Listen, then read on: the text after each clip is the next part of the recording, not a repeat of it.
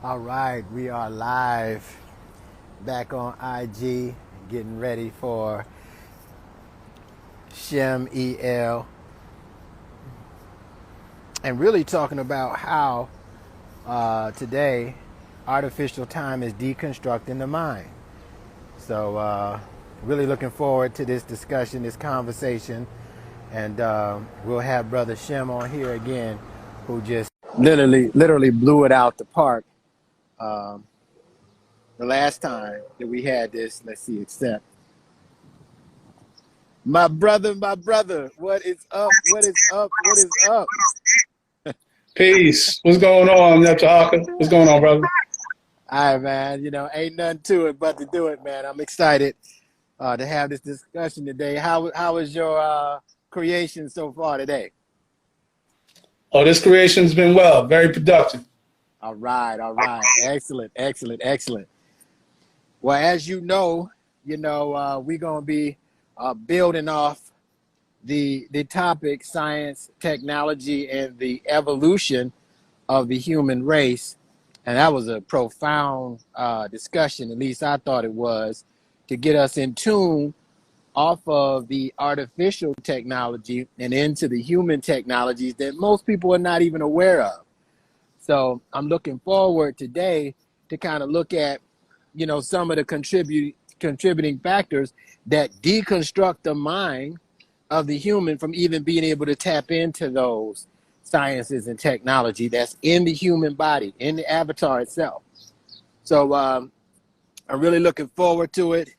And I know that somebody somewhere life is going to be impacted from it. Absolutely. I'm excited. I'm ready to get in.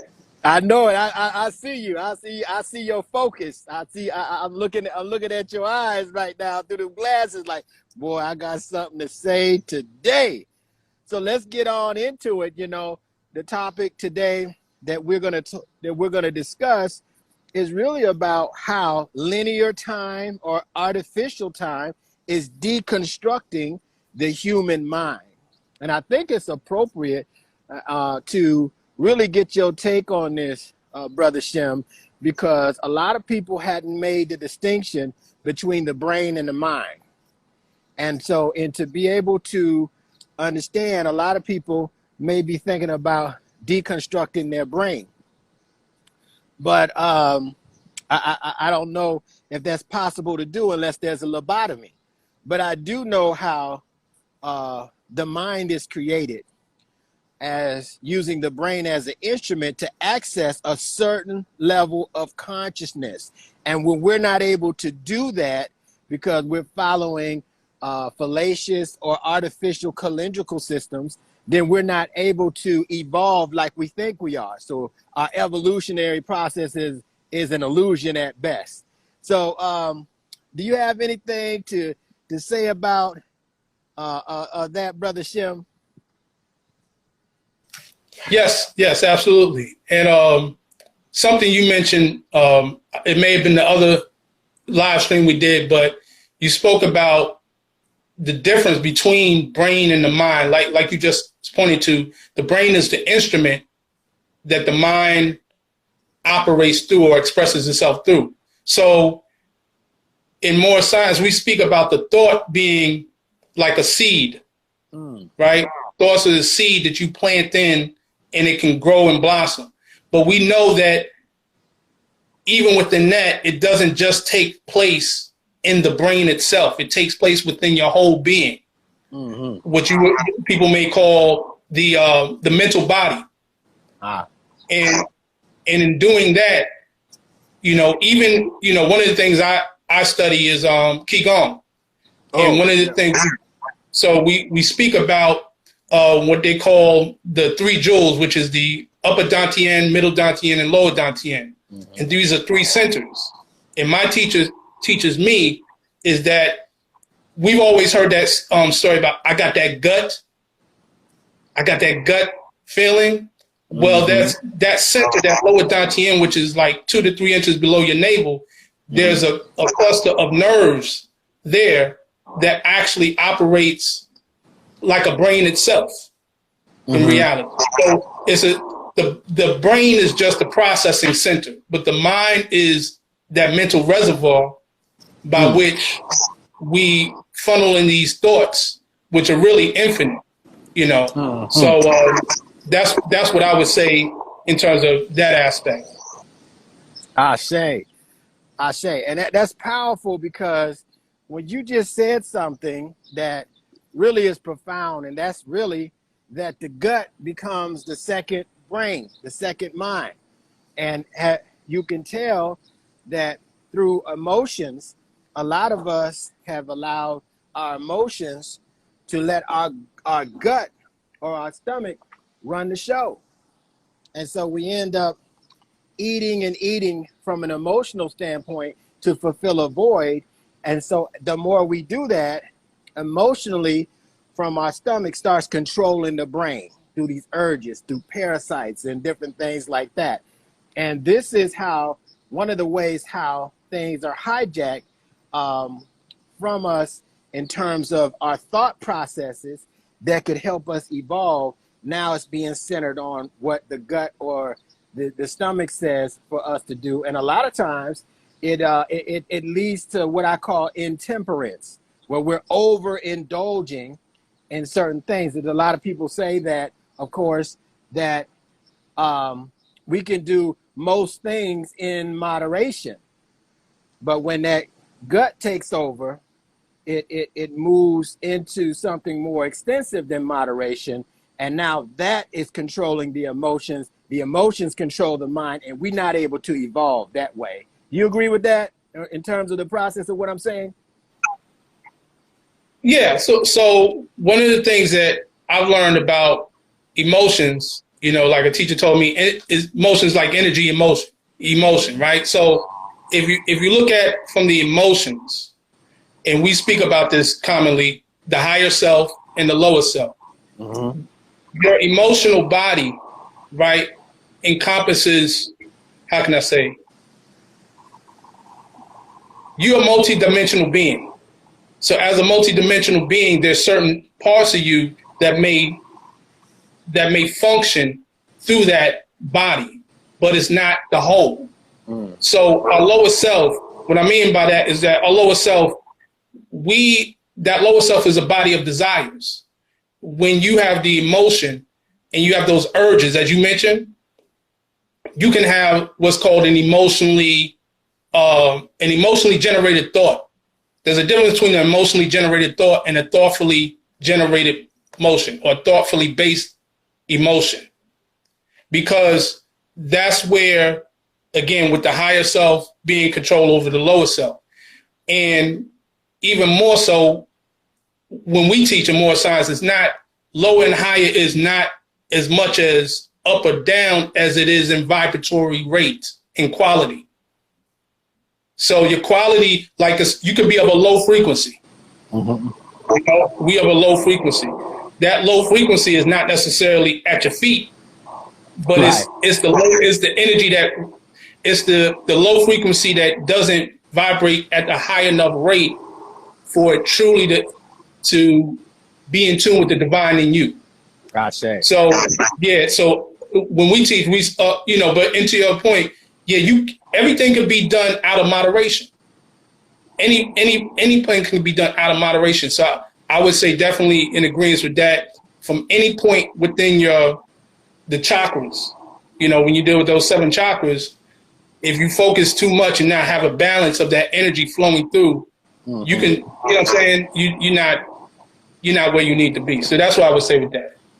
Well, that's powerful, because in talking about how artificial time deconstruct the mind, let's talk about and define what artificial time is, or linear time. We're talking about artificial time is something that more is linked to a material process on the material plane versus something that's a natural process, all right? Or like lunation cycles. So one of the things, you hear us use this term, artificial time, linear time, we're talking about man-made calendrics. For example, the Gregorian calendar has 12 months. They're 12 uneven months. Some of the days have 28 days in them. Some of them have 30. Some of them have 31. In some years, they have 29, right? And so with this unevenness, we have to look at, okay, this was made up for what purpose? Was it for us to evolve? Well, I can't say that it was for us to evolve. It's for things like capitalism and taxation to evolve, you know, Babylon to evolve. And so in doing that, you know, many of us did not catch the subtlety of this, because it's like the blind leading the deaf. We got to make appointments. Okay, it has these dates that we're off of work. And so they basically given us a plan to be programmed. And because we have to make a living for our family and this type of thing, we follow this calendar without question. I never questioned it until I started to dig deeper into it as something that could be blocking me from a higher mind programs and being able to tap into my highest vibratory rate as the highest expression of self. And so when we're talking about that, we also talking about the clock, the consciousness lock. I heard it best said by Baba Wanik Kimi Tahuti Shabazz that the clock is a consciousness lock. It's locking us in to times and dates. And so that's where intimidation comes from. It comes in times and in dates. And so when we experience the intimidation, we start to, in times and dates, we start to experience anxiety. We start to experience anger. And then that turns into that energy and motion, gives a command to the body. And then once the body becomes out of balance, as you were talking about earlier, now it's vulnerable to attack on many different fronts. Whether it's the immune system that can be reduced or weakened to bring in illness and disease, whether it's being able to lack discipline or what have you. So we're in a great position if we understand what's going on with this irregular timing patterns that's throwing us off our cosmic nature, our natural biorhythmic status.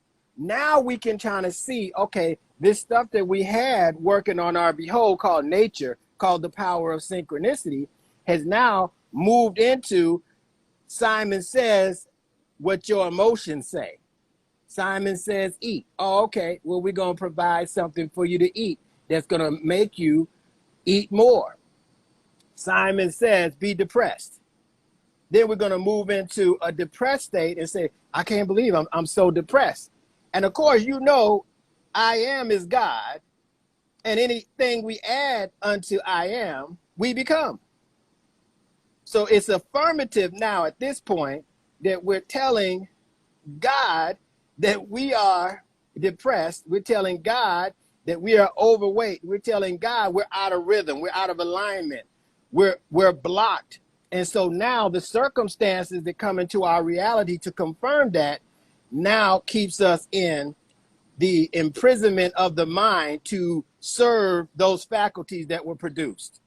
And so this is how the true nature of the mind is deconstructed into an artificial nature that can be manipulated by other agents that are so much on a subliminal level. Different sounds, different music. People are open to auto-suggestion, just suggesting, you don't look well today. That takes root, and then you start not to feel well today. And then people can put spells on you and roots on you that way because we're vulnerable to attack. You know, and so this is some kind of one of the things that I've seen that's deconstructed the biopsychic organism as the human, and the mind that's so expansive, it has no limitations unless those that we put upon it. Does that make sense what I'm saying, brother? That makes 110% sense to me. Absolutely. I love how you say consciousness lock. Yeah, You know, right. that's a great way to put it. You know, where I'm from up in New York, you get clocked in the head. Yeah. Right? Wow. So, Right. bam, clocked them. So these terms are really used against us, right? And something that I learned, and I've said this last week, and you'll hear me say it again, a term we use in more sciences, we measure time by cycle ages. And that was something that I put in my book, How Many Days Are in the Circle. So when I first came across that line or that teaching, I didn't fully grasp it until I started to really study, like you said, the origins of this artificial time construct. And I think it's important that we dive in, because I like to go into the origin of things. Even when we talk about the term, you talked about the calendar. The calendar, you mentioned about economics, right? How is used for their economic capitalism and things of that nature. Well, the word calendar comes from a Latin word calendarium, which means account book. So it has nothing to, the term calendar has nothing to do with time. It has to do with money. It was based on the Roman month, the first day of the first month of the Roman year, where they would calculate the debts. So that's from that point. Then if you get into how the calendar was developed, the Gregorian calendar, like I said last week, who's Gregory, right? We're talking about Pope Gregory the 13th. Right. Right? So, and that was supposed to be the corrected form of the Julian calendar. Well, who's Julian? Julian is Julius Caesar. Right. Right? So we talked about the months, right? So Julius Caesar is where you get July from. It's coming up. That's where July comes from, Julius Caesar. And then his progeny came after Augustus Caesar and came up with, you guessed it, August. And they made sure that each one of their months had 31 days in it.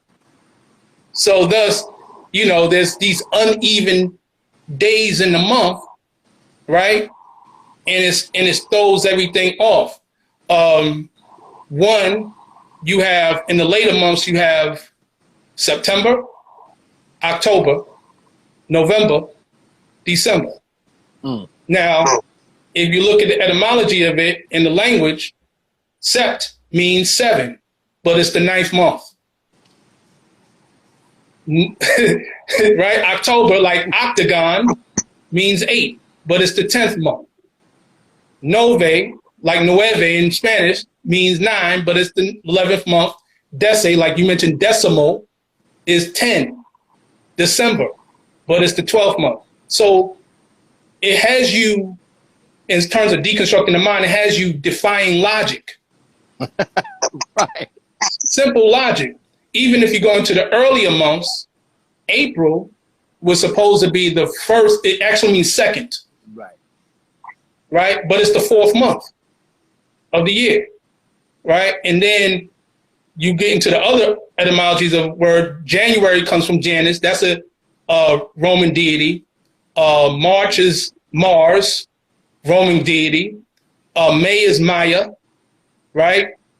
Another deity. June is Juno, another deity. And then that's just the months.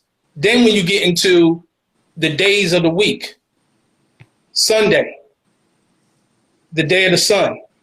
But every day, like today is not Sunday, but I'm sure the sun is out, right?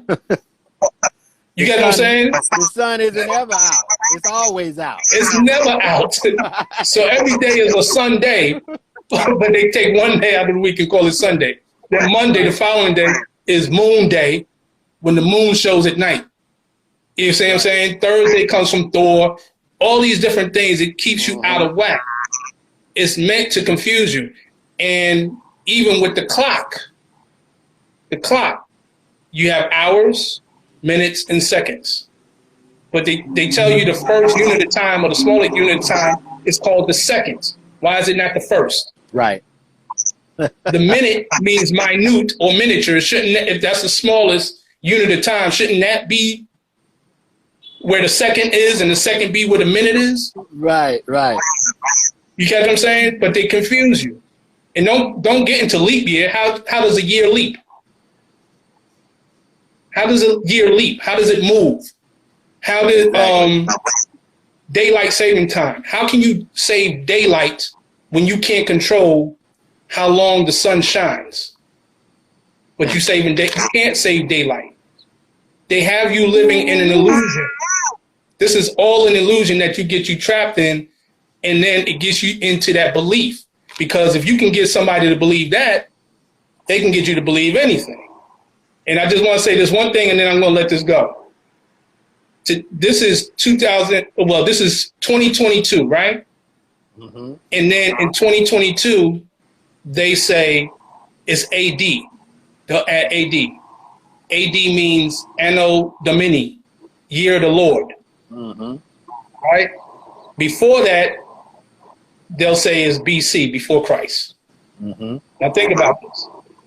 They told us that Christmas, December 25th, which is Christ's Mass, is the day where Jesus was supposed to be born. December 25th, let's say that was 1 AD. Shouldn't December 24th be December 24th BC? Yep. Shouldn't December 25th be the New Year's Day? If they're basing it on the day that this person that they say Jesus Christ was born, the reason why they don't know it is because they never knew the date. That's right. There's a book people can get called The World's 16 Crucified Saviors, or Christianity. And they say for 3 to 4 centuries, which is about 300 to 400 years, they never had a record of this birth. And they picked that day because it connects with the solstice or the date of the sun deities that had the birth date prior to that. So when you realize that they can get you locked in this time, they can get you locked into the belief that surrounds this time construct. And I'm just going to leave it at that and go back to you, brother. I know I said too much. No. You ain't going to get off like that. You said exactly what you need to say. You're displaying how brilliant your mind is and your understanding of how our natural mind gets deconstructed. And I'll tell you something, when you talked about artificial time construct, that's another illusion, because the artificial time construct is really the natural mind destruction is what it is. And so again, if we don't ask that next question, we won't be able to see it. And all of this produces these illusions that we think are real. Let me define an illusion from my perspective. Anything that changes is an illusion. So all illusions are not bad. Our body is an illusion because it changes. But our spirit, our divinity doesn't change. Our energetic light body doesn't change. The only thing that changes is the consciousness of what the consciousness wants to access in infinitum.